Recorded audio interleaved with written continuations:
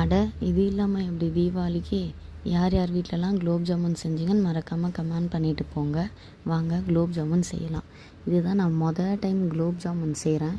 எனக்கு யாருனா தீபாவளிக்கு செஞ்சு தருவாங்கன்னு பார்த்தா நான் தான் செய்கிற மாதிரி இருந்துச்சு. சரி செஞ்சிடலான்னு செஞ்சேன்.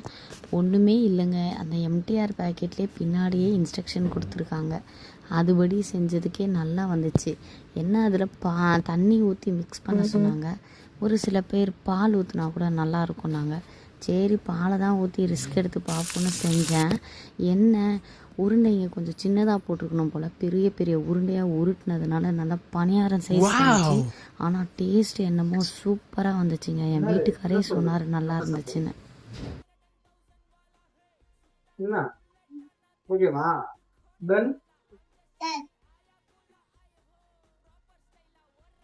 நல்லா இருக்கு.